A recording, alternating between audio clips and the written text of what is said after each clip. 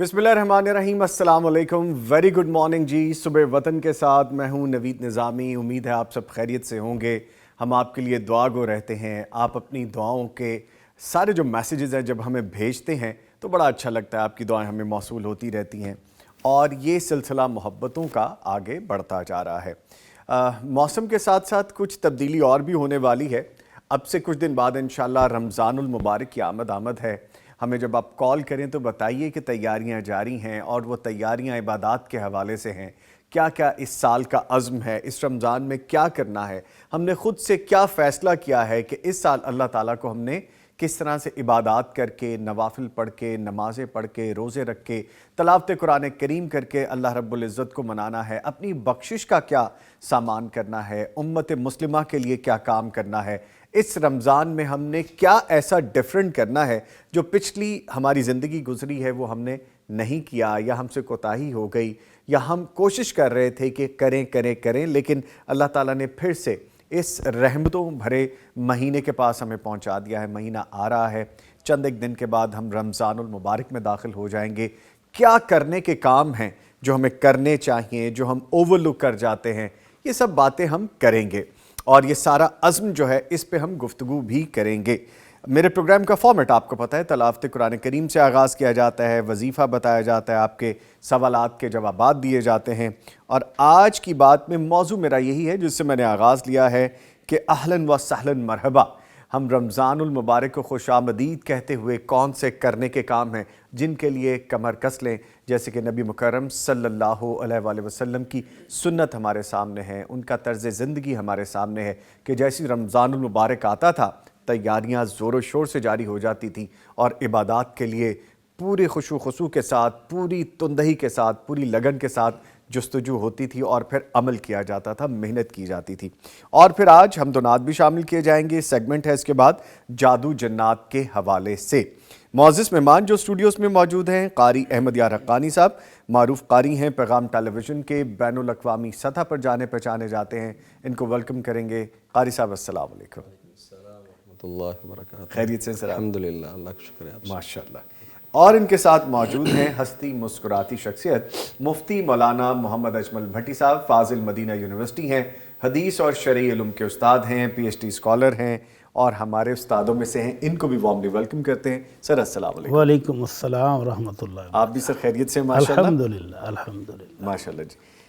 ठीक है, और इससे पहले कि तिलावत कुरान करीम से आगाज़ किया जाए, आपको पता है कि सुबह वतन को इश्तराक हासिल है सूफ़ी सोप, सूफ़ी घी और कुकिंग ऑयल का, और इनके साथ शामिल होते हैं अत्तैबा इंटरनेशनल। चलते हैं कारी साहब की जानिब और गुजारिश करते हैं तिलावत कुरान करीम से आगाज़ कीजिए।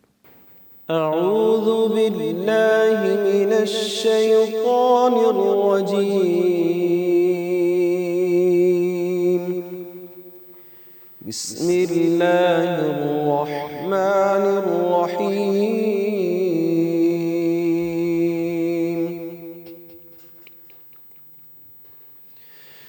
या अय्युहल्लज़ीना आमनु इत्तक़ुल्लाहा हक़्क़ तुक़ातिही वला तमूतुन्न इल्ला व अंतुम मुस्लिमून। वाअतसिमू बिहब्लिल्लाहि जमीअन वला तफ़र्रक़ू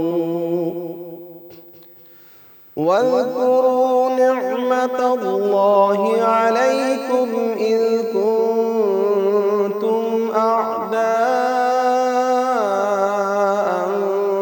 फ़अल्लफ़ बैन क़ुलूबिकुम फ़अस्बहतुम बिनिअमतिही इख़्वाना वकुंतुम شفا حفرة من النار فأنقذكم منها كذلك يبين الله لكم آياته لعلكم تهتدون ولتكن منكم أمة يدعون إلى الخير ويأمرون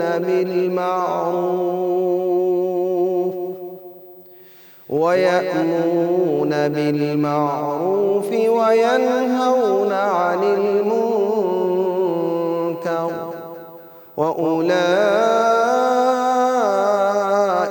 هم المفلحون.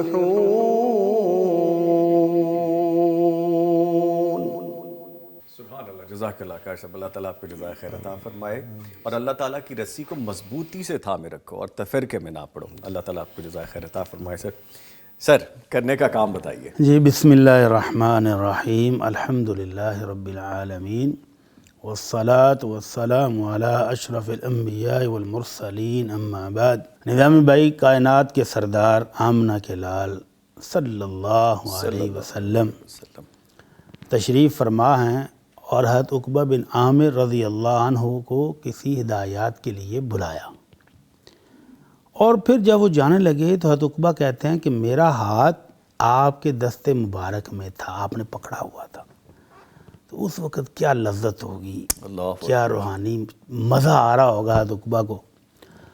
تو حضرت عقبہ رضی اللہ عنہ کہتے ہیں اسی کیفیت میں جب آپ نے میرا ہاتھ پکڑا ہوا تھا اپنے دست مبارک میں، تو میں نے پوچھا اللہ کے نبی اخبرنی بفضائل الاعمال، اللہ کے نبی مجھے افضل ترین عمل بتائیں. ابھی رمضان بھی آ رہا ہے نا، تو آپ بھی بات کریں گے کہ کون سے عمل کرنے ہیں، کون سے نہیں کرنے چاہیے. تو حضرت عقبہ پوچھتے ہیں کہ اللہ کے نبی مجھے افضل ترین عمل بتائیں کہ کون سا عمل کروں. تو آپ نے اپنے اس چہیتے صحابی کو، جب کہ ان کا ہاتھ آپ کے دست مبارک کے اندر تھا، تو اس وقت جو عمل بتایا وہ یہ تھا. فرمایا عقبہ سل من قطعک، ان رشتہ داروں کے ساتھ رشتہ داری جوڑ کے رکھو جو توڑنے کی کوشش کرتے ہیں. ہم تو ادلے بدلے پہ رہتے ہیں نا، کہ اس نے اچھا سلوک کیا تو ہم بھی اچھا سلوک کریں گے، اور اگر اس نے برا سلوک کیا تو پھر جائے. یا جس نے ساری زندگی ہمارے ساتھ اچھا سلوک کیا اور پھر کہیں ایک کمی کوئی کوتاہی ہو جائے تو بس پھر بائیکاٹ. تو اللہ کے نبی حکم یہ دے رہے ہیں کہ عقبہ جو رشتہ داری توڑے اس کے ساتھ جوڑو، اور جوڑنا کہتے ہی اس کو ہیں جو توڑ رہا ہو اس کو مقابلے میں اس کو جوڑ کے رکھا جائے. برابری کی سطح پر عدلے بدلے کو صلہ رحمی نہیں کہتے. تو آپ نے فرمایا صلہ رحمی کرو ہر اس بندے کے ساتھ جو توڑتا ہے. تو رشتہ داری کو جوڑنا ہے جہاں تک ممکن ہو.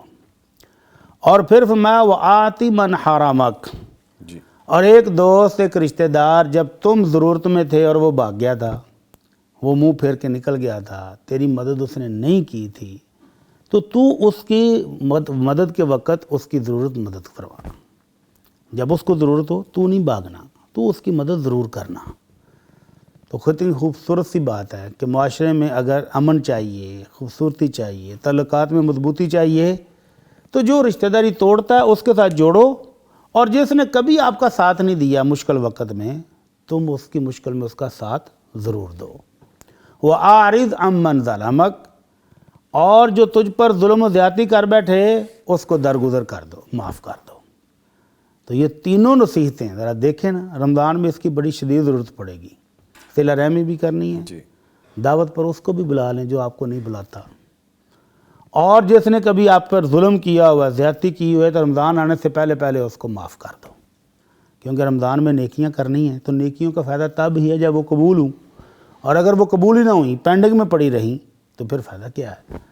تو یہ خوبصورت نصیحت آج کا وظیفہ ہے، آج کا عمل ہے کہ سل من قطعک، جو رشتہ داری توڑے اس کے ساتھ جوڑو.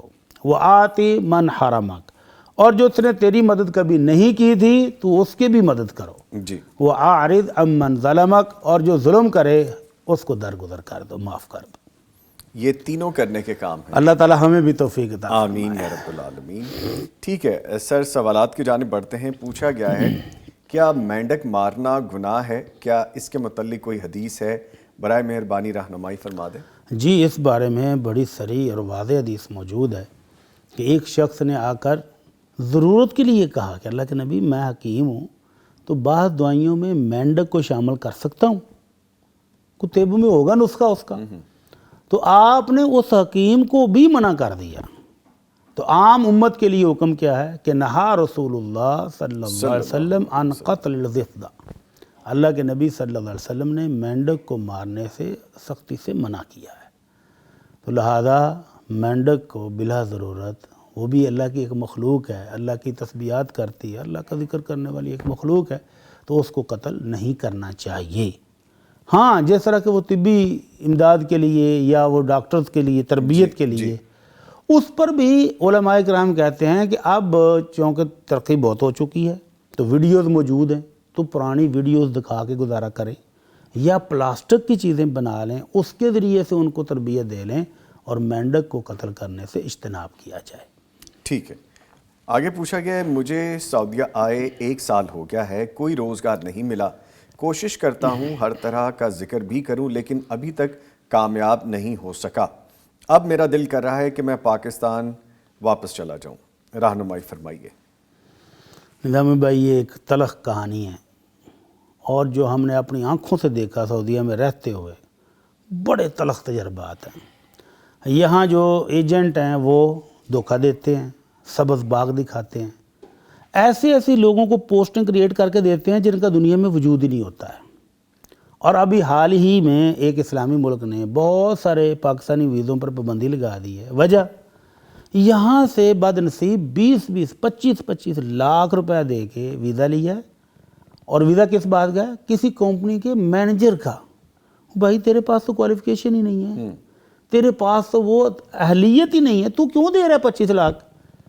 اور 25 لاکھ لگا کے پاکستان میں کام نہیں ہوتا، کوئی کام کرنے والا ہو اور 25 لاکھ لگا کے پاکستان میں چھوٹا سا کام شروع کرے تو 2-3 سال میں وہ بھی چل پڑے گا، اور فائدہ ہی فائدہ ہے، اپنے گھر میں بھی ہے، والدین بہن بھائیوں بچوں کے ساتھ بھی ہے، اور روزی بھی اللہ دے رہا ہے۔ لیکن وہ لے کے چلے گئے، اور پھر ہوا کیا کہ وہاں جا کر جب ان سے پوچھا ہاں جی کون سی کمپنی، وہ بھائی کمپنی کون سی؟ کاغذی کمپنی تھی، 25 لاکھ آپ سے بھی بٹور لیا، اب آپ یہاں ڈھونڈو کام اور کرو۔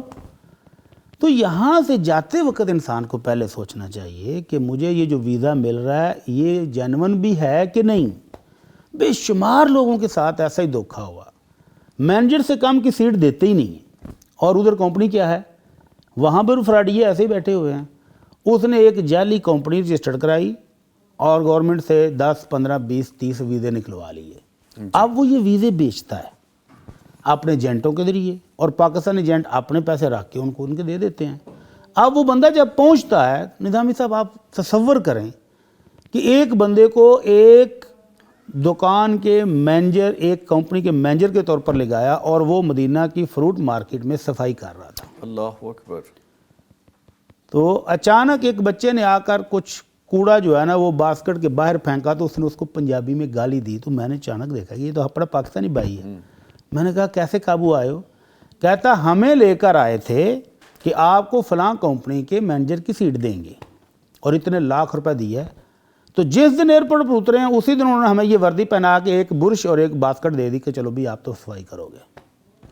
اللہ۔ تو کہتا پہلے ہم مکہ مکرمہ میں تھے، حج کا سیزن تھا، تو وہاں آتے جاتے حاجی تعاون کر جاتے تھے، اور کفیل نے کہا جی 20 ریال 25 ریال روزانہ کے مجھے دینے ہیں، اس کے بعد جتنا کما لو تمہارا ہے، اور صفائی کرو۔ کہتا وہاں گزارا ہوتا رہا، اس کے بعد اس نے گاڑیاں بھری اور ادھر منڈی لا کر اتار دیا ہے۔ اب یہاں پر سارا دن صفائی کرتے ہیں اور 20 سے 30 ریال اس کو بھی دینے ہیں روزانہ کے، رہائش کھانا ہر چیز ڈال کے۔ اب نہ اتنے پیسے ہو رہے ہیں کہ پاکستان واپس چلے جائیں، اور نہ جو خرچ کر کے آئیں وہ پورے ہو رہے ہیں۔ تو پہلی بات تو یہ ہے کہ یہ لالچ اور ہوس جو ہے اس کو سائڈ پہ رکھ کے سوچنا چاہیے کہ میں اتنے کا ویزا لے کے جا رہا ہوں، تو اتنے پیسے تو پاکستان میں لگائیں تو اچھا خاصا کام ہو سکتا ہے، اور پھر جس کے ساتھ میں جا رہا ہوں وہ کیسے لے کے جا رہا ہے، کس کمپنی میں جا کے مجھے بٹھائے گا، یہ ساری چیزیں سوچنے کی تھیں۔ اور پھر وہاں پر دیکھیں نظامی بھائی، وہاں پر صبح کے ٹائم چوک بھرے ہوتے ہیں مزدوروں کے ساتھ۔ اگر آپ کے پاس کوئی ہنر ہے نا، آپ کے پاس کوئی اہلیت ہے، تو وہ دنیا میں کہیں بھی جائے اس کو کام مل جائے گا، پاکستان میں ختم نہیں ہوتا۔ جس کے پاس ہنر ہے وہ فارغ نہیں بیٹھتا. جی. اور اگر صرف مزدوری کرنے ہی جانا ہے 10 لاکھ کا ویزا لے کے اور وہاں چوک میں آپ بیٹھے ہوں کہ مجھے کوئی مزدوری پر لے جائے تو فائدہ کیا ہے؟ تو لہٰذا اس بھائی کو چاہیے کہ عمرہ کرے اور اگر اللہ موقع دے دے تو حج کرے اور واپس آ جائے. اللہ اکبر. چوک میں بیٹھ کے بہن بھائیوں سے، بیوی بچوں سے، والدین سے دور اور رات دن اس سوچ میں کہ کرایہ کیسے دوں گا، کھاؤں گا کیا، پیچھے والے سوچ رہے ہیں کہ اب کب پیسے بھیجے گا، والدہ نے ہو سکتا ہے قرض لے کر اس کو بھیجا ہو، وہ کب اترے گا. تو ان ساری سوچوں میں تو وہ بیمار ہو جائے گا. اور ہم نے ایسے لوگ دیکھے جو بیمار ہو گئے کہ یار کیا کریں، اتنا تو ہم کماتے نہیں جتنا خرچہ ہے یہاں پہ. تو یہاں پر بڑے بڑے ویزے بیچنے والے آپ کو یو کے اور آپ کو امریکہ اور آپ کو فرانس کے ویزے بیچ رہے ہیں اور آپ کو کہتے ہیں آپ جاتے ہی جائیں گے تو اتنے لاکھ آپ کی آمدنی ہو جائے گی. لیکن وہ خرچ نہیں بتاتے کہ آپ اگر 7 لاکھ پاکستانی کما رہے ہیں تو بھائی خرچ وہاں بھی تو کرنا ہے، رہائش بھی لینی ہے، کھانے پینے کا بھی ہے. جب وہ خرچے ڈالیں تو وہ مائنس میں جاتا ہے سارا. تو اس لیے پہلے سوچ سمجھ کر نکلیں. اپنے وطن میں بھی اللہ نے رزق رکھا ہوا ہے، کاروبار کرنا ہے تو یہاں کریں، اور اگر مزدوری کرنی ہے تو پھر ادھر ہی ٹھیک ہے. ادھر جا کے بھی چوک میں بیٹھنا ہے تو ادھر ہی بیٹھ جاؤ اپنے وطن میں. ٹھیک ہے. اللہ تعالیٰ اس بھائی کے لیے آسانیاں فرمائے. تو یہ درود شریف پڑھیں کثرت کے ساتھ، اور جتنی جلدی ہو سکے اگر کام نہیں مل رہا تو وطن واپس آ جائے. ٹھیک ہے. اپنی مٹی ہے وہ تو فوری طور پہ قبول کرے گی. جی انشاءاللہ. اچھا، سم ٹائمز جینون ریزنز بھی ہوتی ہیں کہ بندہ بہت پریشانی کے عالم میں کسی نہ کسی طرح یہ خواب سجا کے جاتا ہے، اور جو سہانے خواب یہاں سے دکھائے جاتے ہیں حقیقت اس کے برعکس ہوتی ہے. دونوں طرح کی سچویشنز ہوتی ہیں. میں بھی بڑی صاحب آپ کو ایک چھوٹا سا واقعہ شیئر کروں کہ ہمارے گھر میں پینٹ کرنے والا ایک بندہ تھا. اٹس اے ویری نائس گائے، بڑا اچھا مہذب بندہ. وہ بیچارہ کہیں ٹریپ ہو گیا، اس نے ایسے ویزے کے لیے پیسے دے دیے 2 لاکھ روپیہ. اب مزدور آدمی کہاں سے دے گا؟ اچھا، اس نے مجھے پھر ایک ٹرانسکرپٹ بھیجی جس میں میں نے دیکھا، میں نے کہا بظاہر تو ٹھیک لگ رہا ہے، اللہ بہتر جانتا ہے کہ حقیقت کیا ہے. 3 ماہ بعد ملا، کہتا ہے سر وہ فراڈ ہو گیا، پیسے بھی کھا گیا. اکثر و بیشتر یہ ٹریول ایجنٹ جو ہیں یہ اسی طرح کے فراڈ اس طرح سے کرتے ہیں. باہر بچنا چاہیے. اللہ تعالیٰ سب کو اپنی امان میں رکھے. جی آگے پوچھا گیا، اگر کوئی شخص اپنی بیوی کو یہ نہ بتائے کہ اس کی کمائی کتنی ہے تو کیا یہ جائز ہے؟ اور اگر بتائے تو کم بتائے تاکہ وہ اس پیسے سے اپنی ماں کو حصہ دے سکے، اور اپنی بیوی کو نہ بتائے کہ اس نے ماں کو کتنے پیسے دیے ہیں. اس کی بیوی کو یہی پتہ ہو کہ اس کی سیلری اتنی ہے، یعنی کسی کی 50,000 ہے تو وہ 40,000 بتا دے تاکہ 10,000 پہلے اپنی ماں کے حصے کا رکھ دے. تو کیا جائز ہے یہ جھوٹ بولنا کہ میری سیلری کم ہے؟ کیا بیوی کو اپنے تمام سورس بتانا ضروری ہے؟ اللہ اکبر. شرعاً ایسی کوئی پابندی نہیں ہے کہ خامد بیوی کو تمام معلومات دے کہ وہ باہر کیا کما رہا ہے، کیا کھا رہا ہے. لیکن اگر باہمی اعتماد اتنا ہو، باہمی محبت اتنی ہو، ایک دوسرے کے جذبات، خیالات اور ملتے ہوں، جی، تو پھر خامد لا کے سب کچھ رکھ دے. لو جی یہ میں کما کے لایا ہوں، اور بیوی مینج کر رہی ہو، لو جی یہ ہمیں گھر کی ضروریات ہیں. والدین کی ضروریات سب سے پہلے ہیں، سب سے پہلے. جی بالکل. نبی رحمت صلی اللہ علیہ وسلم سے ایک بیٹے نے پوچھا تھا، من احق الناس بحسن صحابتی، اللہ کے نبی لوگوں میں سے سب سے پہلا حق مجھ پر کس کا ہے؟ تو آپ نے فرمایا امک، تمہاری والدہ کا ہے. اس نے کہا ثم من، اللہ کے نبی پھر کس کا؟ آپ نے فرمایا پھر تمہاری والدہ کا. اس نے کہا ثم من، اللہ کے نبی تیسرا حق کس کا؟ فرمایا امک، تیسرا حق بھی تمہاری والدہ کا. اس نے کہا پھر کس کا؟ فرمایا ثم ابوک، چوتھا حق تمہارے والد کا ہے. جی. تو یہ جو ہم معاشرے میں یہ ایک رویہ بن گیا کہ والدین کو تو ہم بالکل مائنس ہی کر دیتے ہیں. یعنی بیٹا ڈر رہا ہے کہ جو میں اپنی والدین کو کچھ پیش کر رہا ہوں تو بیوی کو پتہ لگ گیا تو یہ تو جنگ لگ جائے گی. تو یہ رویہ ہی غلط ہے. بیوی کو سمجھانا چاہیے کہ والدین سب سے پہلے ہیں، تم بھی عزیز ہو، کم نہیں ہو، تمہاری حیثیت بھی ہے، بچے بھی اپنے ہیں، سب کے اوپر خرچ کروں گا، لیکن والدین کی ضروریات سب سے پہلے ہیں. اگر یہ پہلی دن سے وہ بیگم صاحبہ سمجھ جائیں بات تو گھر بہت پرسکون رہتا ہے. اور اگر بدقسمتی سے، جیسا کہ سوال سے بھی اور معاشرے میں مثالیں بھی بے شمار ہیں، اگر وہ یہ سمجھنے سے قاصر ہو، اس کو یہ سمجھ نہیں آتی، جی، تو پھر بیٹے کو بتانے کی بھی ضرورت نہیں ہے کہ اس نے والدین کی خدمت میں کیا دیا ہے اور کتنا دیا ہے اور اس کے سورس کیا ہیں، اس کی آمدن کیا ہے. اور اگر بیوی ایسی فرمانبردار ہو، محبت کرنے والی ہو، اعتماد والی ہو، وہ کہتی ہے جی والدین پہلے، والدین کو تو میں خود خدمت کروں گی، تو پھر خامد کو بھی اس پر پورا اعتماد کرنا چاہیے. جو کما کے لائے وہ بتائے اور دے، لو جی خرچ کرو. اور اگر بیگم ایسی ہو، سڑیل مزاج، شکی مزاج، ہر وقت رونے پیٹنے والی، تو پھر اس کو بتانے کی بھی قطعاً ضرورت نہیں، شرعاً ایسی کوئی پابندی ہے ہی نہیں ہے. اور یہ بھائی صاحب پریشان نہ ہو. ہاں پریشان نہ ہو. ٹھیک ہے. اچھا بھٹی صاحب میں بھی آپ سے اس سوال میں سوال ایڈ کرتے ہیں. گفتگو کے لیے دونوں طرح کے ورڈکٹ ہوتے ہیں. ایسی بیوی کا کرنا کیا ہے جو والدین کے حقوق سے روکتی رہے؟ ایسی بیوی کا فائدہ کیا ہے جو آپ کو آپ کے خاندان سے توڑتی رہے؟ ابھی کمنٹس میں آپ سے لوگ پوچھیں گے کہ ایسی بیوی ملے گی کہاں جو والدین کی خدمت کرنے کے لیے کہے. بھٹی صاحب بے شمار مثالیں ہیں، بے شمار مثالیں ہیں ایسی ہمارے اکثریت ارد انہی گرد ہیں. کی ہے، اکثریت انہی کی ہے. جو ابھی سوالات مجھے بھی آتے ہیں نا واٹس ایپ پہ، اکثریت انہی کی ہوتی ہے جو کہتی جی خامد کمائی لا کے مجھے کیوں نہیں دیتا. تو بیوی کے بھی حقوق ہیں، ان کے اس کی ضروریات بھی پوری کرنی مرد پر ذمہ داری ہے، لیکن والدین کی ضروریات سب سے پہلے ہیں. والدین سسکتے رہیں، ڈرتے رہیں، کونے قدرے میں چھپتے رہیں کہ ان کی بہو ان کو ڈانٹے گی یا بیٹا برا منائے گا، تو یہ بدقسمتی ہوگی. سر یہ تو آؤٹ آف ان کی کوسچن دعائیں، بالکل نہیں ہونا ان چاہیے. کی دعائیں اور شفقت لینا بچے پر فرض ہے. اچھا سر میں ایک چیز اور بھی یہاں پہ ایڈ کرنا چاہوں گا کہ یہ کام مرد کا ہے. جب لفظ مرد بولا جاتا ہے منہ بھر کے تو اس کی اپنی ایک گریس ہے، اس کا اپنا ایک روب ہے، اس کی اپنی ایک ذمہ داری ہے، اس کا اپنا ایک امپیکٹ ہے. عورت کا کیا کام ہے کہ وہ مرد کو کہے کہ تم اپنے والدین کی خدمت نہ کرو، والدین کو پیسے نہ دو، والدین سے دوری اختیار کرو. قاری صاحب کچھ قاری صاحب کے منہ میں ہے کچھ. آپ نے جو یہ ساری تمیز باندھ کے بات کی ہے نا وہ اپنی جگہ بڑی ٹھیک ہے، جی لیکن نبی رحمت صلی اللہ علیہ وسلم کے فرمان سے بڑھ کر کوئی چیز نہیں ہو سکتی. بے شک بے شک. تو آپ کا فرمان یہ ہے کہ ما رأیت من ناقصات عقل و دین اذهب بلب الرجل الحازم. آپ نے فرمایا میں نے ان عورتوں سے بڑھ کر، حالانکہ ان کی عقل بھی ناقص ہے، ان کا دین بھی ناقص ہے، لیکن ایک مضبوط عقل مند دانا شخص کی عقل کو کھا جانے والی ان سے بڑھ کر کسی کو نہیں دیکھا. تو پھر تو یہاں پہ بات ہی ختم ہو مت جاتی مار دیتی ہے نا بندے کی. آپ کہتے ہیں کہ مرد، وہ مرد جتنا بھی مضبوط ہو، یہ خواتین بہرحال اس کا جینا حرام کر دیتی ہیں. اچھا تو اس لیے وہ بیچارہ بیلنس کرتے کرتے ہی ضد چاہ جاتا ہے. بعض اوقات وہ جو والدہ محترمہ ہوتی ہیں نا، ہیں تو وہ والدہ محترمہ، لیکن کسی دور میں وہ بھی بیوی تھی، ہیں تو وہ بھی خاتون ہی. ہیں وہ بھی خاتون. اچھا تو ان والدہ محترمہ کی بعض کاروائیاں بھی ایسی ہوتی ہیں کہ جہاں پر بہو ضد چاہ جاتی ہے. بہو ہوتی ہے خدمت کرنے والی، وفادار، محبت کرنے والی، وہ تعاون بھی کرنے کے لیے تیار ہے، لیکن اماں جی نے نہیں دیتی ہیں. اور بعض اوقات والدین بیچارے اتنے ضعیف، بوڑھے، کمزور، بیمار ہیں کہ ان کو واقعتاً خدمت کی ضرورت ہے اور وہ تالا لگا کے بیٹھے ہیں، اس کے باوجود بہو ان کو جینے نہیں دیتی ہے. اور یہ بے شمار مسائل ہیں. تو طرفین کو ہی اللہ سے ڈرنا چاہیے. آمین. اور یہ جو بیچارہ دونوں طرفین میں پسا ہوا ہے، اس کو بھی جینے کا حق تھوڑا سا دینا چاہیے. ٹھیک ہے. بیلنس کرتے کرتے بیچارہ مرد خود ڈس بیلنس ہو جاتا ہے. سچویشن یہ نظر آتی ہے. لیکن بہرحال یہ ایسے نہیں ہونا چاہیے کہ جب میرا وقت تھا تو میں نے اپنا زور چلایا اور جب دوسرے کا وقت آئے تو وہ زور چلائے. اس سے پہلے جیسے آپ نے جو وظیفہ بتایا نا بھٹی صاحب، یہاں پہ پھر وہ وظیفہ کام کرنے کا ہے جو آپ کے ساتھ قطع تعلق کی کرے، جو آپ کے ساتھ زیادتی کرے، آپ اس کے ساتھ خیر بھی کریں اور رشتہ بھی جوڑیں. تو پھر یہ بالکل بہترین ہو جائے گا. ٹھیک ہے. لیں جی اب کمنٹس جو آئیں گے، جو رائے آئے گی، پھر اس میں بھی ہم بعد میں بات کریں گے. اب ایک لائیو کالر ہیں جی ہمارے ساتھ، مسز امین لاہور سے، ان سے بات کرتے ہیں. جی السلام علیکم. وعلیکم السلام ورحمۃ اللہ وبرکاتہ. کیا حال ہے بیٹے، کیسے ہیں آپ؟ جی ماں جی الحمدللہ میں ٹھیک ہوں. کال کرنے کا بہت آج شکریہ. تو جی آج کافی دنوں بعد میں صبح آپ لوگ کو لائیو دیکھ رہی ہوں. جزاک اللہ بہت شکریہ. فرمائیے کیا بس کہیں گی؟ سنتی رہتی ہوں اور کچھ سیکھتے رہتے ہیں، کچھ ذہن میں ایسے سوالات آتے ہیں تو آپ لوگوں سے پھر تعاون بھی چاہتے ہیں.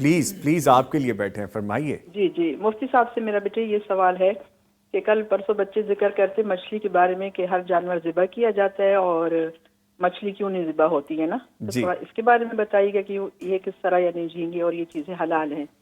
اور بیٹے میرا دوسرا سوال اگر آپ کی اجازت ہے تو پلیز پوچھ لیں. جی دوسرا سوال میرا یہ تھا کہ میں 30-35 سال سے تقریباً چیریٹی کا کرتی ہوں کام نا. ماشاءاللہ. تو جو اپنے پیچھے سے رشتہ دار ہیں یا کوئی اور ایسے ہیں جو سامنے مستحق لوگ ہیں، سفید پوش ہیں، جی تو خود بھی اس میں حصہ ڈالتی ہوں، اور جو میرے ارد گرد میرے دوست احباب ہیں تو میں ان سے بھی کہتی ہوں. تو میرا یہ اس طرح ہیلپ کرنا جائز ہے؟ کبھی کبھی میرے بچے ناراض ہوتے ہیں، وہ کہتے ہیں کہ آپ خود تو کریں لیکن اوروں کے آگے یہ بات نہ ڈالیں، تو پھر وہ تھوڑی سی دل میں ایک بات آ جاتی ہے. تو میں نے کہا تھوڑا سی وضاحت سے مفتی صاحب سے پوچھیے گا. بالکل یہ آپ کی صحیح ہے جو میں طرح سے رمضان یا اس کے رمضان کے علاوہ بھی جو بھی اس طرح مستحق ہیں، کوئی بیمار ہوتا ہے، کسی کوئی ضروریات ہوتی ہے جی جی تو یہ ضرور پوچھیے گا. تیسرا میرا یہ تو سب سن رہے ہیں، یہ صدقہ جاریہ کا اس طرح تو کہنا نہیں چاہیے، لیکن یہ آپ کے جو آپریٹر بیٹھے ہیں ان کو میرا مجھے نمبر میسج کر دیجیے گا تاکہ میں اپنے اکاؤنٹس میں پیغام کی میں جو آپ کے یہ ہے تو میں اس میں تعاون کرنا چاہتی ہوں. جی بہت شکریہ، تھینک یو ویری مچ. اور آپ نے ہمارا دل بڑا کر دیا کہ آپ پروگرام دیکھتی ہیں اور پھر دین کی رہنمائی یہاں سے ملتی ہے. آپ کے کال کرنے کا بہت شکریہ، ہمیں پسند کرنے کا بہت شکریہ. سر 2 سوال ہیں. جی پہلا سوال تو یہ ہے کہ نبی رحمت صلی اللہ علیہ وسلم فرماتے ہیں احلت لنا میتتانی و دمانی. جی اللہ تعالیٰ نے 2 قسم کے خون اور 2 قسم کے مردہ جانور ہمارے لیے حلال کیے. تو وہ 2 خون جو ہیں ان میں ایک ہے تلی اور ایک ہے کلیجی جس کو ہم کہتے ہیں. جی تو یہ خون ہے اصل میں جمع ہوا، تو وہ اللہ نے حلال کر دیا، وہ کھائیں. اور جو جانور کو ذبح کرتے وہ خون نیچے گر کے جم جاتا ہے، وہ کھانا حرام ہے. ٹھیک ہے. اسی طرح 2 مردار جو ہے وہ ان میں سے ایک مچھلی ہے. مچھلی سمندر سے پکڑ کے جب تک ہمارے لاہور میں دیگر شہروں میں آتی ہے تو وہ مر چکی ہوتی ہے. جی تو وہ اسی طرح اس کو کھانا ہمارے لیے شریعت نے جائز رکھا ہے. تو جب شریعت اجازت دے دے تو پھر حکمتیں ڈھونڈنے کی ضرورت نہیں رہتی ہے. ایک وجہ اور بھی سمجھ آتی ہے کہ اس میں ایسا سچ وہ خون ہوتا نہیں ہے بہنے والا کہ جس کو نکالنا ضروری ہو. عام جانور کو خون کیوں نکالتے ہیں؟ تاکہ اس کے جتنے بیکٹیریا جراثیم ہیں وہ سارے Toxic خون کے جتنی بھی سارے چیزیں نکل باہر جائیں. آئیں. جی اس کے اندر وہ ایسا سچ وہ بہنے والا خون ہوتا بھی نہیں ہے. جی. اور اگر ہوتا بھی تو شریعت نے جب اجازت دے دی ہے کہ اس کو بغیر ذبح کیے ہی تم کھاؤ تو پھر جائز ہے. ٹھیک ہے. اس میں زیادہ سوچنے والی بات ہی نہیں. ٹھیک ہے. دوسرا سوال تھا محترمہ کا کہ وہ چیریٹی کرتی ہیں اور دوسروں سے بھی تعاون لے لیتی ہیں. تو یہ تو بالکل جائز ہے. اللہ رب العزت خود فرماتے ہیں وَتَعَاوَنُوا عَلَى الْبِرِّ وَالتَّقْوَى کہ نیکی کے کاموں میں، پرہیزگاری کے کاموں میں ایک دوسرے کے ساتھ تعاون کرو. تو یہ کتنا اچھا ہے کہ وہ اپنا حصہ بھی ڈالتی ہیں اور اپنے دوست احباب چاہنے والے اپنے رشتہ داروں سے بھی لے کر ایک اماؤنٹ بناتی ہیں اور پھر ضرورت مند کو ضرورت پوری کر دیتی ہیں. تو وہ بچوں کو اس سے برا نہیں منانا چاہیے. بچوں کو خوش ہونا چاہیے کہ ان کی والدہ ایک اچھا نیک کام کر رہی ہیں. اور بعض دفعہ ہوتا ہے کہ آپ ایک نیک کام چھوٹا سا ایک پودا لگاتے ہیں اور پھر وہ بڑھتے بڑھتے ایک بہت بڑی تنظیم بن جاتی ہے. ابھی چیریٹی کی جتنی بڑی بڑی تنظیمیں پاکستان میں کام کر رہی ہیں وہ پہلے دن سے تو اتنی نہیں تھی. اور ایک بہت بڑی تنظیم کے ایک چیئرمین ادھر ہمارے پاس آئے تھے پیغام ٹی وی میں. وہ کہہ رہے تھے کہ ہم نے 25,000 سے شروع کیا تھا. اور وہ کیسے شروع کیا؟ کہتے ہیں کہ میرے ڈرائیور نے مجھ سے قرض مانگا تو میں نے دے دیا اور میں بھول گیا. ایک عرصے کے بعد اس نے کہا سر یہ میں نے 25,000 آپ سے لیا تھا. وہ کہتے ہیں اچھا مجھے تو یاد ہی نہیں تھا، چل یار تو یہ رکھ لے. کہتے ہیں مجھے اس سے آئیڈیا آیا کہ یہ 25,000 تو میرے پاس زائد ہی تھا، یعنی میں نے دیا ہوتا مجھے بھول ہی کہ مجھے یاد بھی نہیں، اگر میری ضرورت ہوتی تو مجھے زائد رہتا. تو کہتے ہیں میں نے سوچا کہ یہ 25,000 اگر میں اپنی سیلری سے نکال دوں اپنی آمدن سے تو کوئی فرق نہیں پڑتا. تو کہتے ہیں میں نے اپنے 1-2 دوستوں کو بتایا، انہوں نے کہا یار واقعی یہ تو کوئی فرق نہیں پڑتا. تو کہتے ہیں ہم نے تھوڑے تھوڑے پیسے نکالے اور آج ان کی وہ تنظیم کئی ارب روپے میں کر رہی ہے. اللہ اکبر. تعاون لوگوں سے سلانہ کئی ارب. تو یہ جو ہماری محترمہ بہن جو ہیں، آپ نے والدہ کا، اماں جی کا، تو یہ اگر اپنے ارد گرد پاس کے عزیز و قارب سے لے کر چند لاکھ روپے ضروری تو ہو سکتا ہے کل کو یہی جذبہ کو بیٹا لے اور اٹھے اور اپنے دوستوں کو ملا کر تو یہ ملینز میں جائے، بلینز میں جائے. جی بالکل. اور یہ نیکی بڑھتی ہی جائے تو جتنے لوگ شامل ہوتے جائیں گے ان کو ثواب ملتا جائے گا. تو یہ پریشانی والی بات نہیں، یہ تو خوشی والی بات ہے. خیر کا کام جاری رکھیں. اللہ تعالیٰ آپ کو مزید ہمت طاقت دے، حوصلہ دے اور یہ کام مزید بڑھے. ایک لائیو کالر ہیں جی مزید، ان کو بھی شامل کرتے ہیں. جی السلام علیکم. وعلیکم السلام. جی بہت شکریہ کال کرنے کا. پوچھیے کیا پوچھیں گے آپ؟ یہ مجھے پوچھنا تھا کہ میرے شوہر ہیں لیکن میں اتنی بیمار رہتی ہوں، وہ میری بالکل بھی ہیلپ نہیں کرتے ہیں. یعنی کہ میں کافی ان کو پیسہ بھی ہے لیکن بالکل بھی میری ہیلپ نہیں کرتے. میں بہت پریشان ہوں. 1 لاکھ روپے قرضہ بھی چڑھ گیا ڈاکٹر وغیرہ کا. میں بہت زیادہ پریشان ہوں. اس معاملے میں میری کچھ ہیلپ کیجیے، کوئی میری بتائیے میں کیا کر سکتی ہوں. یہ تو ڈیفینیٹلی ہم پوچھیں گے. آپ کو کیا لگتا ہے کیوں آپ کی ہیلپ نہیں کرتے؟ آپ کے سامنے کوئی وجہ تو آئی ہوگی. کوئی بھی وجہ نہیں ہے، میں سارا کام بھی گھر کا کرتی ہوں، سب کچھ کرتی ہوں، بس وہ پتہ نہیں کنجوس ہے کہ کہہ لیں گے، یعنی کہ مجھے نہیں کچھ بتاتے. جیسے وہ آپ کہہ رہے ہیں کہ مجھے نہیں بتاتے میرے پاس کتنا پیسہ ہے کیا نہیں ہے. ان کے سورس آف انکم، آمدن ان کی ٹھیک ہے؟ ہاں جی ماشاء اللہ سب کچھ اچھا ہے، لیکن وہ میری بالکل بھی بچوں کی سنتے ہیں، میری بالکل نہیں سنتے. بچوں کو بھی کہتے ہیں کہ ماں کا کہنا بھی نہ. بہت پریشان ہوں. میرے کو قرضہ بھی بہت چڑھ گیا، 1 لاکھ روپیہ قرضہ چڑھ گیا میرے. اچھا، یعنی بچوں کو بھی کہتے ہیں کہ ماں کا کہنا نہ مانو؟ ہاں جی، بعض دفعہ تو بہت بچوں کو بھی میرے بہت خلاف کرتے ہیں. میں بہت پریشان ہوں. ایک لاکھ پہ میرے پر قرضہ چڑھ گیا. ٹھیک ہے جی، اللہ تعالیٰ یہ آپ کو عجیب آسانیاں کیس کرے. ہے کال کا شکریہ. میں ابھی جواب کہ وہ بچے جو زیادہ وقت ماں کے ساتھ گزارتے ہیں جی وہ ماں کی سننے کی بجائے باپ کی سنتے ہیں. اور وہ والد آخر کیوں اس خاتون کے ساتھ اتنی نفرت کر رہا ہے؟ There must be some reason, definitely کچھ نہ کچھ تو ہوگا نا. جی. تو اس بہن کو پہلے تو اپنی اصلاح کی بھی کوشش کرنی چاہیے. تالی دونوں ہاتھ سے بجتی ہے، ایک ہاتھ سے کبھی بھی نہیں بجتی ہے. تو جو خامی ان کے اندر ہے اگر یہ وہ دور کر لیں تو اس کا مطلب 50% تو مسئلہ سالو ہو گیا.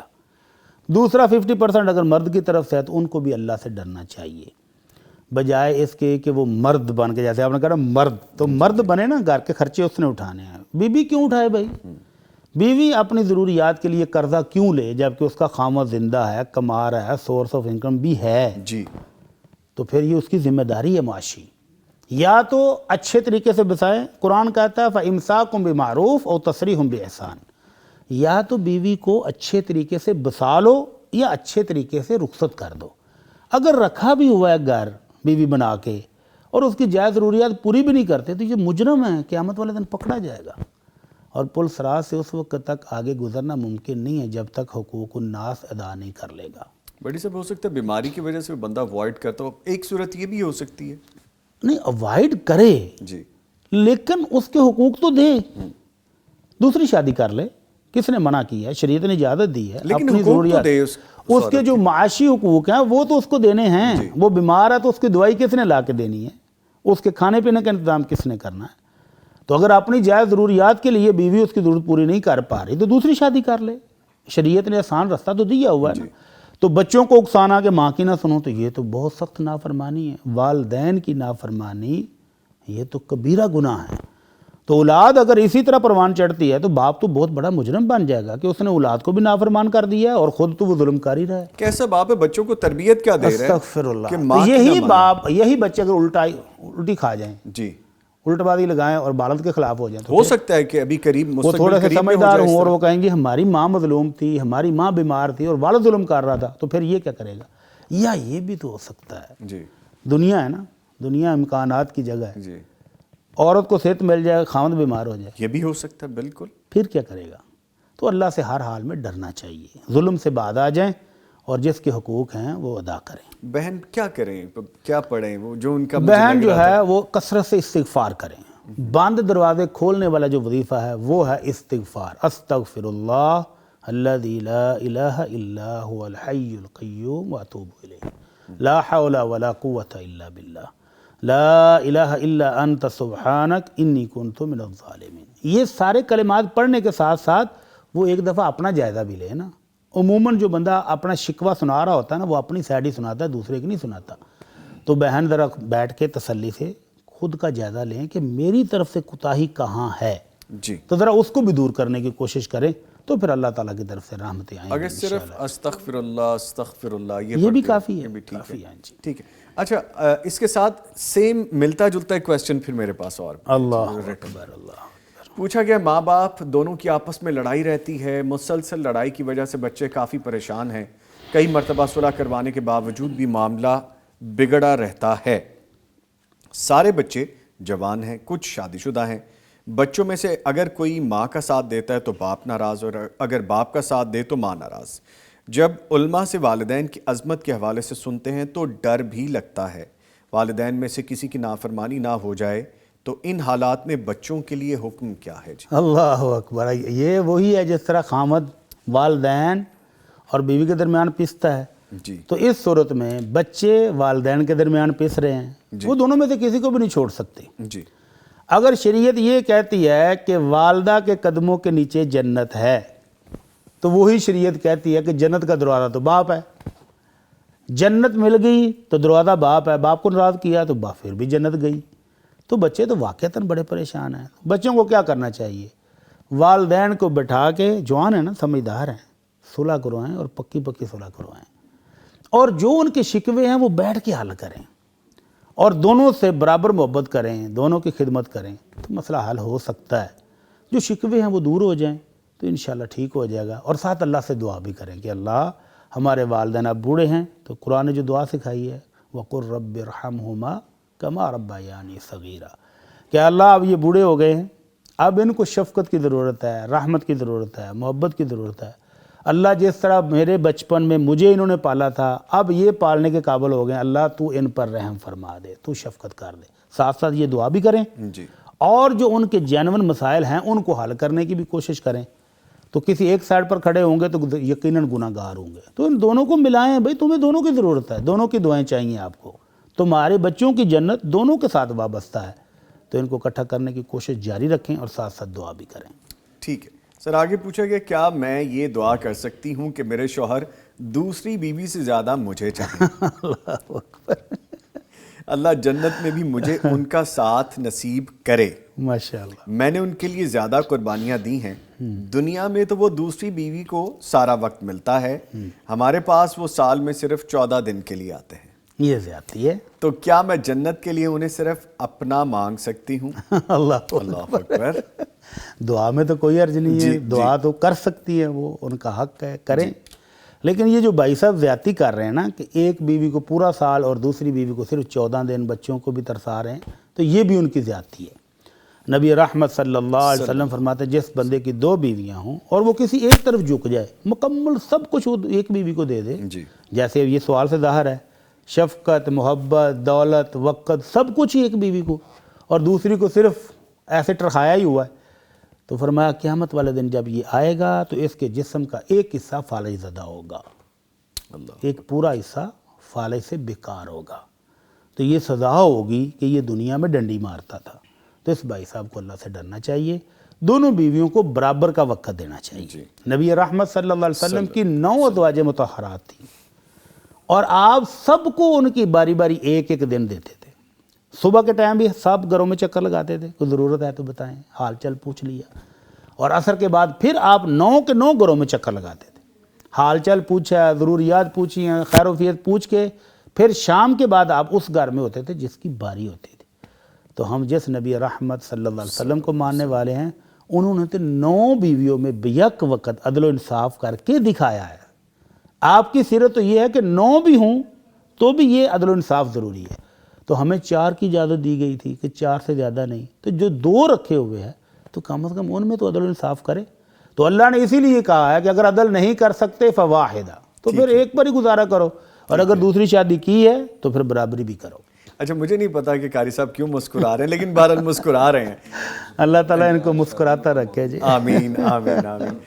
چلے اللہ آپ کو مسکراتا رکھے۔ ایک لائیو کالر ہیں جو ان کو شامل کرتے ہیں، نادیہ صاحبہ ہیں ساہیوال سے۔ جی السلام علیکم۔ وعلیکم السلام جی بہت شکریہ کال کرنے کا، فرمائیے کیا کہیں گی؟ جی، میں آپ کا پروگرام بہت شوق سے دیکھتی ہوں اور میں بہت کچھ اس میں سے حاصل بھی کر رہی ہوں، تو اللہ تعالیٰ مجھے عمل کرنے کی توفیق بھی دے۔ آمین، تو شکریہ۔ میں نے یہ آپ سے کوشچن کرنا تھا جی کہ بچوں میں آج کل یہ چیز بہت چل رہی ہے کہ پسند کی شادی ہمارے لیے جائز ہے، چاہے وہ پیرنٹس کو پسند ہو یا نہ ہو۔ ٹھیک ہے، بچوں کی رائے بھی ہونی چاہیے، لیکن اگر بچے اس چیز پہ اڑ جاتے ہیں کہ ہم نے یہی کرنا ہے، تو تھوڑی سی پیرنٹس کے لیے بھی مشکل ہو جاتی ہے کہ ایک دفعہ وہ فیملی نہیں پسند آتی یا وہ لڑکا نہیں اچھا ہوتا۔ اس سلسلے میں مجھے تھوڑی سی رہنمائی کی ضرورت ہے، تو آپ کی بہت مہربانی ہوگی بہت شکریہ، کہ مجھے صحیح طریقے سے گائیڈ کیا جائے تاکہ میں یہ فیصلہ کر سکوں۔ بہت شکریہ جی آپ کے کال کرنے کا، ہمیں پسند کرنے کا، دین اسلام کو سیکھنے کا۔ آپ کے کوسچن کو بھی ہم ایڈریس کرتے ہیں، بٹ صاحب ابھی جواب دیتے ہیں۔ تھینک یو فار کال۔ جی نظام بھائی، ہمارا جو اس وقت تعلیمی نظام چل رہا ہے نا ملک میں، جی اس میں ہم نے بچوں اور بچیوں کو پہلے تو خود یہ آزادی دی ہے جی کو ایجوکیشن کی صورت میں کہ وہ 4 سال بی ایس میں، پھر ایم ایس میں، پھر ایم ایس سی میں، پھر پی ایچ ڈی تک وہ کتنے سال کٹھے گزارتے ہیں، اور اس کے بعد یکا یک والدین کہتے ہیں کہ بیٹی شادی تمہاری وہاں ہوگی جہاں ہم چاہیں گے، یا بیٹے کو کہتے ہیں کہ شادی تو ہم نے کرنی، تم کون ہوتے ہو اپنی من مانی کرنے والے۔ تو میرا خیال ہے یہ زیادتی ہے۔ پہلے آپ نے ان کو خود وہ ماحول دیا جی کہ جہاں لڑکا لڑکی کٹھے کھاتے ہیں، پیتے ہیں، باتیں کرتے ہیں، رہتے ہیں اور گھنٹوں وقت کٹھے گزارتے ہیں، اور پھر اچانک آپ کو یاد آئے کہ نہیں ہم تو والدین ہیں، ہم ہیں سپر پاور، ہم فیصلہ کریں گے، تو یہ نہیں، ان کی بھی سن لینی چاہیے۔ اچھا ابھی اتفاق سے کل ہی مجھے ایک بھائی نے فون کر کے پوچھا کہ اسی طرح بچی نے لڑکا پسند کر لیا اور والدین کو باقاعدہ بتایا کہ جی مجھے فلاں لڑکا پسند ہے، آپ گھر بار دیکھ لیں، اگر آپ فائنل کریں گے تو میری شادی ادھر کر دیں۔ لڑکے نے بھی اپنے والدین کو یہی کہا کہ فلاں لڑکی مجھے پسند ہے، آپ جائیں گھر بار دیکھیں بھی ان کے بچوں کے ساتھ ملیں، آپ اگر اس کو کنفرم کریں گے تو میری شادی کر دیں۔ اب بچی والے گئے، ہر چیز پرفیکٹ ہے، اینڈ پر آ کر جی ہماری برادری نہیں ہے، انا للہ و انا الیہ راجعون۔ یہاں تک کہ انہوں نے ادھر ادھر سے باقاعدہ تحقیق کروائی کہ فیملی کیسی ہے، انہوں نے کہا جی بہت اچھے لوگ ہیں، اچھے اخلاق کا کردار والے ہیں، لڑکا اچھا ہے، کماتا ہے، صحت تندرستی ہے، خوبصورتی، ہر چیز موجود ہے، صرف ایک کمی ہے کہ وہ ہماری برادری نہیں ہے تو اس لیے ہم نہیں کریں گے۔ اب وہ بچی اپنے چچو کو، تایا کو کہتی ہے کہ دیکھیں آپ نے کہا تھا کہ ہم چیک کریں گے اور اگر رشتہ ہمارے لائق ہوا، مناسب ہوا تو ہم ضرور کریں گے، تو اب یہ کوئی خامی ہے کہ وہ ہماری برادری کا نہیں ہے؟ تو اب وہ بچی اب کیا کرے؟ تو اکثر بیشتر کیسز میں ایسا ہی ہے۔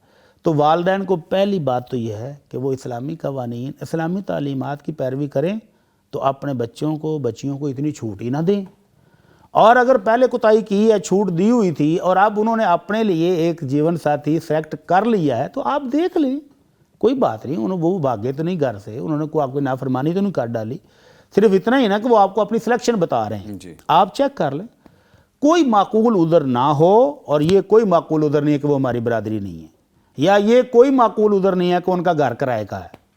اس طرح کی جو چھوٹی چھوٹی باتیں ہیں ان کی وجہ سے وہ رشتہ ریجیکٹ نہ کریں۔ ٹھیک ہے، تو بچوں کی بھی تھوڑی سی مان لیں اور باقی اپنی بنوا لیں۔ ایک چیز میں یہ بھی کہنا چاہوں گا، اگر والدین ٹھیک کہہ رہے ہیں کہ ہاں، معقول لوگ اگر نہیں ہیں، واقعتاً جی والدین نے وہ چیک کیا ہے، ان کا زندگی کا تجربہ ہے، انہوں نے ادھر ادھر سے پوچھا بھی ہے، اور وہ لڑکا ان کی بیٹی کے لیے مناسب نہیں ہے، کوئی جینون خامی موجود ہے، تو پھر بیٹی کو بھی سوچ لینا چاہیے، پھر بیٹی کو بھی والدین کی بات ماننی چاہیے۔ ٹھیک ہے۔ اس کے ساتھ ہی میں اپنے دونوں معزز مہمانوں کا شکریہ ادا کروں گا، قاری احمد یار حقانی صاحب، سر آپ کے بھی آنے کا شکریہ، بھٹی صاحب مفتی مولانا محمد اجمل بھٹی، سر آپ کے بھی آنے کا جزاکم شکریہ۔ اللہ خیر جی، بارک اللہ۔ ہم نے جو آج ڈسکشن کی ہے تھوڑی سی، اس کے بعد جو رائے آنے والی ہے ہم اس کا ڈیفینیٹلی پازیٹیولی ہی رپلائی کریں گے، لیکن اینی وے یہ پارٹ آف دی گیم ہے، یہ تو چلتا رہے گا، ہر طرح کی رائے کا ہم احترام کرتے ہیں جو تعمیری ہو۔ اس کے ساتھ ایک چھوٹے سے بریک کے بعد ملیں گے، ہمارے ساتھ رہیے گا۔